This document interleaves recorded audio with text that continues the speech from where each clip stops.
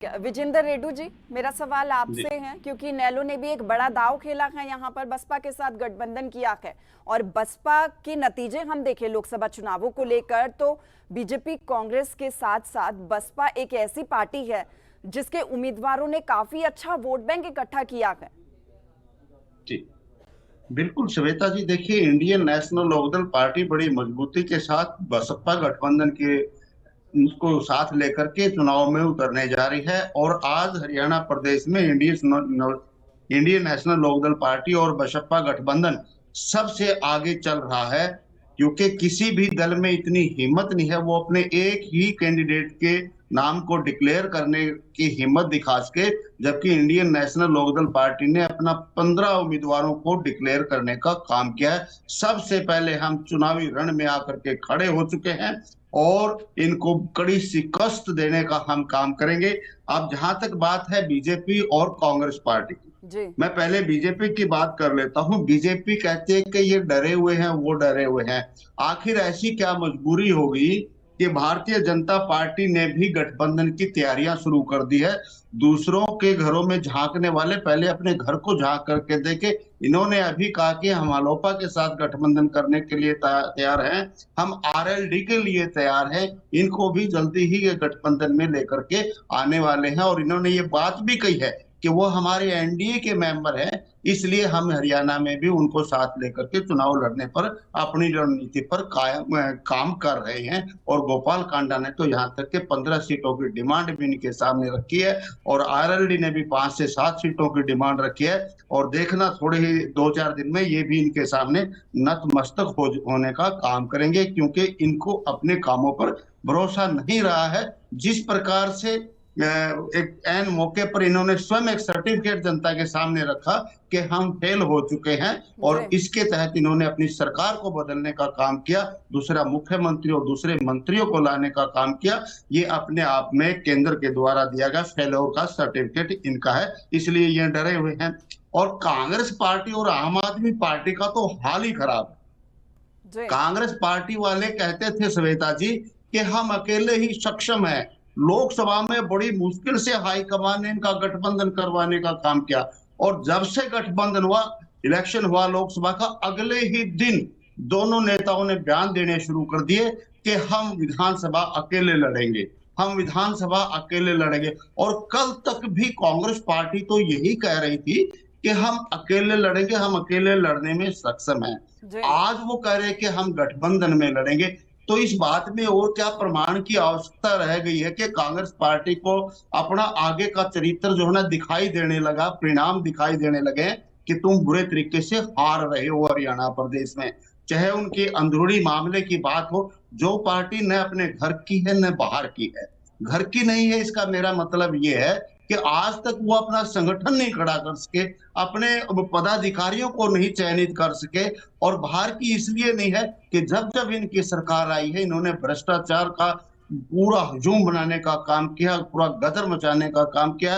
उन पर जाऊंगा तो बहुत लंबा समय लग जाएगा श्वेता जी। और पूरा ठीक है। दम भरने वाले लोग आज जो ना 850 करोड़ की जिनकी संपत्तियां अटैच की जाती हैं, तो अब उनको पता लगा है कि इस तरह के बड़े बड़े घोटाले जब जनता के सामने आ गए हैं, तो अब तुम्हारे को यहाँ वोट मिलने वाली नहीं है। और अब इन्होंने दलों के सामने, दूसरे दलों के सामने झोली अपनी बिछानी शुरू कर दिए कि हमारे साथ आ जाओ, हम चुनाव लड़ेंगे। ठीक है, और नेहा सबसे बड़ी दमन जी, शर्म की बात, आम उम्मीदवारों आदमी, को लेकर लगातार मंथन हो रहा है, बैठकें हो रही है, उम्मीदवारों की टिकट को लेकर इतनी मारामारी क्यों हो रही है? अब तक लिस्ट सामने क्यों नहीं आ रही है? रोज ऐसा होता है कि आज उम्मीदवारों की लिस्ट आएगी, कल आएगी, परसों आएगी, लेकिन अब तक उम्मीदवारों की लिस्ट नहीं आ रही है। क्या इंतजार हो रहा है और भी ज्वाइनिंग का, क्योंकि बीजेपी में लगातार दूसरे दल के नेता ज्वाइन कर रहे हैं?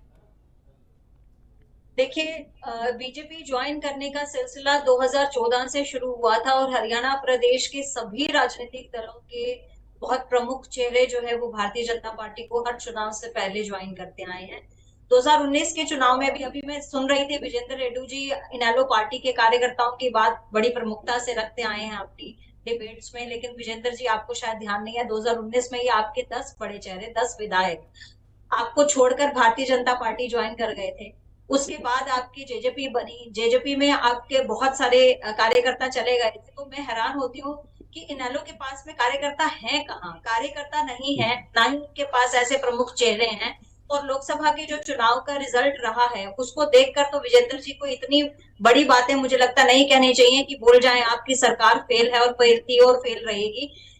भारतीय जनता पार्टी की सरकार जो है ना तो फेल थी ना फेल है, और ना ही तीसरी बार आगे सरकार बनाने के बाद हम फिर से विजयी होंगे और अच्छी तरह से सरकार चलाएंगे। देखिए, नायब सिंह सैनी जी को केवल 56 दिन मिले वर्किंग डेज उनको काम करने के लिए, और उन्होंने कितने, लगभग 200 के आसपास उन्होंने ऐसे जन कल्याणकारी काम किए और उन्होंने इस तरह के फैसले लिए जो आज तक के इतिहास में हरियाणा के अंदर किसी भी सरकार ने, फुल मेजोरिटी की सरकार रही हो चाहे, और चाहे पूर्ण रूप से उनको काम करने का मौका मिला हो, तब भी उन्होंने नहीं किए। खर्ची और पर्ची, बिना खर्ची बिना पर्ची के सरकारी नौकरियों में भर्ती की जो बात है, इतना बड़ा बदलाव केवल और केवल भारतीय जनता पार्टी कर पाई है। 33 महिला थाने खोलने की बात और उसको सुचारू रूप से चलाने की बात भी भारतीय जनता पार्टी ने किया है। और बदल दी आपके मुख्यमंत्री ने इतने कम समय में। इस पर बहुत सारी डिबेट हो चुकी हैं, और आपको मैं ये बता दूं कि मुख्यमंत्री जी की सीट इसलिए नहीं बदली गई थी कि उनके कार्यकाल से कोई खुश नहीं था। मुख्यमंत्री जी की सीट इसलिए बदली गई थी क्योंकि माननीय नरेंद्र मोदी जी के केंद्र की जो नीतियां हैं उनके साथ केंद्र की सरकार में माननीय मनोहर लाल जी के लिए जगह थी। देखिए, मेरा सवाल मुख्यमंत्री नायब सिंह सैनी को लेकर लोकसभा के चुनाव हुए, उस दौरान विधानसभा के भी उपचुनाव हुए, करनाल सीट से वो जीते हालांकि, लेकिन अब लाडवा से चुनाव वो लड़ेंगे। देखिए, अभी तय नहीं हुआ है कि लाडवा से चुनाव आपके लड़ेंगे। प्रदेश अध्यक्ष ने खुद ये बयान दिया है, मोहनलाल बड़ौली का ये बयान आया है कि लाडवा से ही मुख्यमंत्री चुनाव लड़ेंगे। मैंने सुना है वो बात, और आपने शायद नायब सिंह सैनी जी की भी बात सुनी होगी कि मैं करनाल से ही लड़ूंगा, ये बात हुई थी। देखिए, बहुत एक मंथन और चिंतन की बात है। भारतीय जनता पार्टी इस तरह से काम नहीं करती जैसे दूसरी पार्टीज काम करती हैं। हम जनता के मन की बात के हिसाब से काम कर रहे हैं, और इसीलिए शायद इतने चिंतन और मंथन के कारण इतना समय भी लग पा रहा है। नहीं तो आपने देखा कि भारतीय जनता पार्टी ने लोकसभा में भी सबसे पहले प्रत्याशियों की घोषणा इतने की थी। चिंतन और मंथन की वजह ये तो नहीं लोकसभा चुनावों में 5 सीटें ही आई है इस बार। देखिए, जो जनमत है ये तो राजनीति में कभी ना कभी इस तरह की बातें देखने को मिलती हैं, लेकिन 50% सीट पर रहना और अन्य दलों का बिल्कुल सफाया हो जाना, नोटा जितने वोट भी ना मिलना, उनको जन समर्थन बिल्कुल भी ना मिलना, ये आप नई आंकलन कर रही हैं। और दूसरी बात यह है कि भारतीय जनता पार्टी की 5 सीटें क्यों आई, इस पर भी मेरा जो मानना है वो यही है कि हमने जितने काम किए हैं उन कामों का प्रचार प्रसार करने में हम पीछे रह गए, और जो चीजें इंडी गठबंधन के कारण कांग्रेस ने जो भ्रम फैलाने का काम किया था, और वो इतने झूठ बोले थे कि संविधान खत्म हो जाएगा, आरक्षण खत्म हो जाएगा, इस तरह के जो झूठे भ्रम फैलाने का काम किया था वो अब क्लियर हो गया है लोगों के पास में। हम इस बात को पहुंचाने में कामयाब हुए हैं कि ऐसी आरक्षण को हमने बंद करने की बात नहीं किया, जबकि उसको और मजबूती देने का काम किया है, और अब उनके वो झूठ और भ्रम इस बार विधानसभा चुनाव में नहीं चलने वाले हैं। आप देखिएगा, हमारी सीट्स बहुत ज्यादा आएंगी, फुल मेजोरिटी की, हम तीसरी बार भी सरकार बनाएंगे।